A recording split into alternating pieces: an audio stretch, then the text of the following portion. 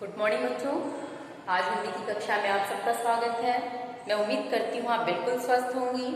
तो हम लोग काव्य खंड से कबीर को पढ़ रहे थे।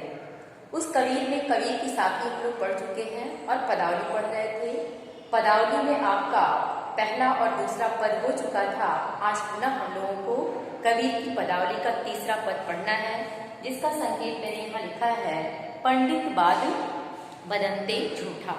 अब इस पद में देखिए, कबीर ने वाह आडंबर का विरोध किया है। वाह आडंबर क्या है, पहले तो ये जानना है। जैसे राम नाम का जाप करना अनावश्यक, केवल ऊपर से माला जपना, तिलक लगा लेना, गिरुए वस्त्र धारण कर लेना, ये सब दिखावा है। जब तक मन और हृदय शुद्ध और पवित्र न हो, केवल वाह आवरण का दिखावा करने से ईश्वर की प्राप्ति नहीं हो सकती, न ज्ञान का अर्जन हो सकता है।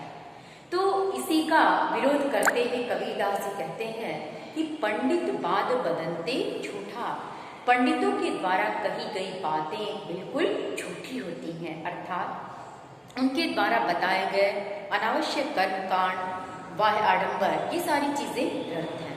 अगर ये झूठी न होती तो राम कहा तुम नागति पावै, खान कहा मुख मीठा। राम का नाम ले लेने से ही हम संसार की गति को जान लेते, पहचान लेते। और खान कहा मुख मीठा, और गुड़ का नाम लेते ही हमारा मुख मीठा हो जाता। खान का शाब्दिक अर्थ गुड़ होता है, लेकिन ऐसा नहीं होता। गुड़ को खाने के लिए हमें गुड़ के पास जाना होगा, गुड़ को खाना होगा, तब उसके स्वाद की प्राप्ति होती है। तो ऐसे ही जब तक हम ईश्वर को पाने के लिए घोर साधना नहीं करेंगे, त्याग नहीं करेंगे, तब तक ईश्वर की प्राप्ति नहीं हो सकती। केवल वाह आडंबर और दिखावा मात्र से हमारे जीवन का उद्धार कदापि नहीं हो सकता। इसीलिए कबीरदास जी कहते हैं कि पंडित बाद बदनते झूठा। पंडितों द्वारा कही गई बातें बिल्कुल झूठी होती हैं। पावक कहे पावजे दाज। पावक माने अग्नि। पावक का शाब्दिक अर्थ क्या होता है, आग होता है।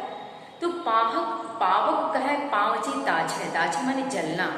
क्या आग का नाम ले लेने मात्र से हमारे पैर जल जाते हैं? ऐसा नहीं होता। जल कहीं तृषा बुझाए। तृषा माने प्यास। अगर हमें प्यास लगी हो तो क्या केवल जल का नाम ले लेने मात्र से हमारी तृषा, हमारी प्यास बुझ जाती है? कदापि नहीं। हमें पानी के लिए प्रयास करना पड़ता है, पानी तक जाना पड़ता है, तभी पानी पीकर हमारी प्यास बुझती, हमारी तृषा शांत होती है। और जब तक आग को छूते नहीं तब तक हमारे हाथ और पैर भी जलते नहीं है। केवल कह देने मात्र से कार्य संपन्न नहीं होते। उस कार्य को संपन्न करने के लिए हमें प्रयास करना पड़ता है, परिश्रम करना पड़ता है, तब जाकर कहीं हमारी कार्य की सिद्धि हो पाती है। फिर आगे कहते हैं, भोजन कहाँ भूसीचे भाजन। भोजन, भूसी माने हमारी भूख। अगर हमें भूख लगी हो तो भूख लगने से, व्यंजन मात्र का नाम ले लेने से, या भोजन का नाम ले लेने से, पकवान का नाम ले लेने से क्या हमारी क्षुधा, हमारी भूख मिट जाती है? कभी नहीं मिटती।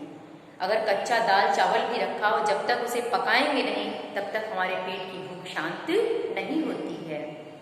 फिर आगे कहते हैं कि तो सब कोई तिर जाए। अगर ऐसा होता कि नाम मात्र ले लेने से ही हर व्यक्ति का उद्धार हो जाता, तो निश्चित रूप से संसार में सारे व्यक्ति को मोक्ष की प्राप्ति हो जाती, लेकिन ऐसा होता नहीं है। तभी पहली पंक्ति में ही कहा है कि राम कहाँ दुनिया गति जाने। अगर ऐसा होता, पंडितों के द्वारा कही गई बात ये बिल्कुल सच होती कि वाह आडंबर कर देने से ही हमें ईश्वर की प्राप्ति हो जाती है, तो हर व्यक्ति राम का नाम लेता और राम का नाम लेने मात्र से ही उसके जीवन का उद्धार हो जाता, लेकिन ऐसा होता नहीं है। फिर आगे कहते हैं कि नर के साथ सुआ हरि बोले, हरि प्रताप न जाने। देखिए, मनुष्य के साथ अगर तोते को भी आप राम नाम शब्द रटा दीजिए, वो राम का नाम रटता है, लेकिन राम के वास्तविक स्वरूप से वो बिल्कुल अपरिचित होता है। राम के नाम को वो बिल्कुल जान नहीं पाता। तो इनका कहना यही है कि जब तक हम किसी चीज के लिए कोई प्रयास नहीं करेंगे, बिना प्रयास किए हमें किसी भी चीज की प्राप्ति कदापि संभव नहीं है। आगे तोते का उदाहरण देते हुए कबीरदास जी क्या कहते हैं कि नर के साथ सुआ हरि बोले।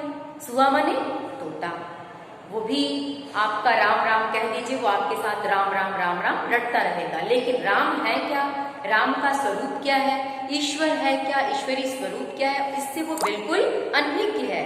और फिर हरि प्रताप न जाड़ा है, लेकिन वो हरि के प्रताप, हरि के प्रभाव के से वो बिल्कुल अनभिज्ञ होता है।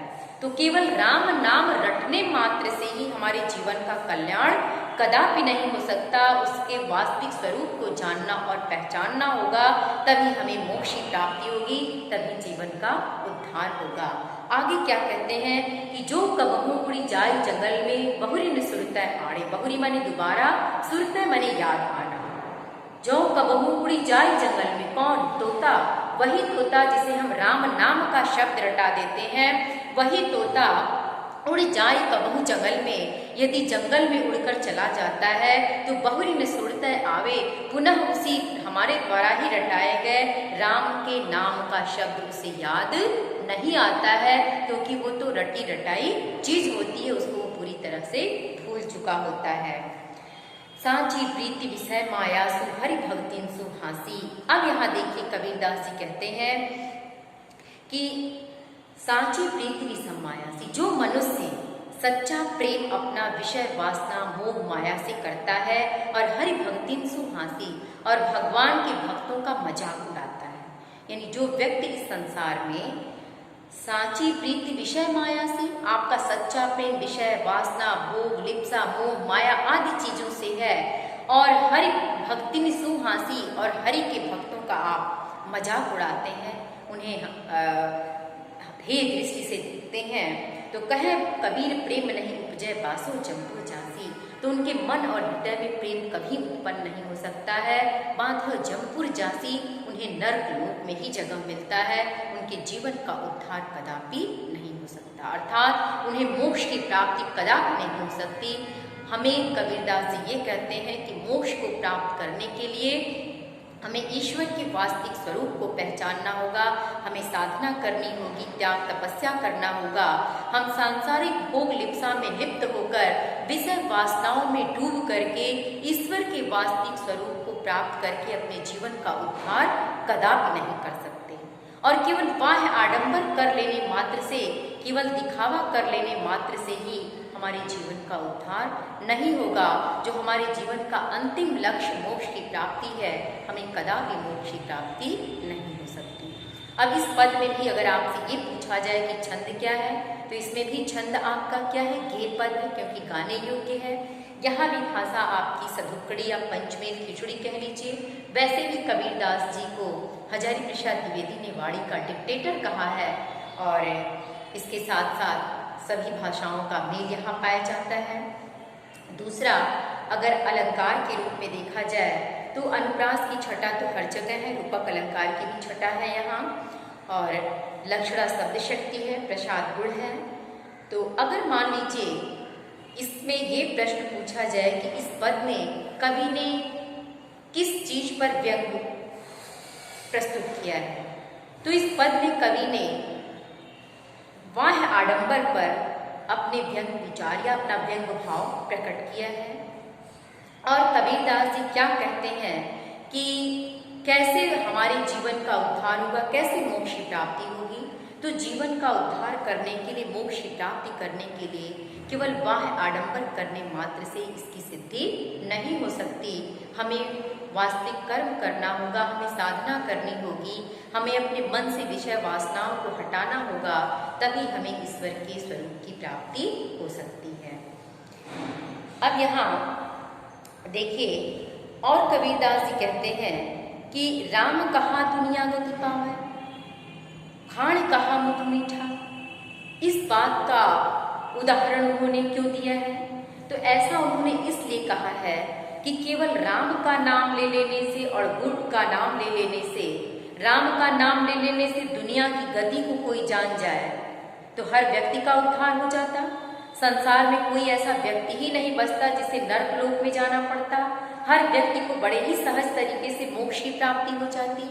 लेकिन ऐसा नहीं होता कि केवल आप मुख से राम बोल दीजिए, राम राम रट लीजिए, ईश्वर ईश्वर पुकार लीजिए और अंदर से आपके मन में तमाम तरह की संगतियां व्याप्त रहें, तो आपके जीवन का उद्धार नहीं होगा। जैसा कहा जाता है ना कि मुख में राम बगल में छुरी, यानी मुख में राम बगल में छुरी, मुख से राम राम कहिए, अंदर से दूसरे का गला काटने के लिए सदैव तैयार रहिए, तो आपको मोक्ष की प्राप्ति नहीं होगी, न ही ईश्वर के स्वरूप का दर्शन आपको होगा।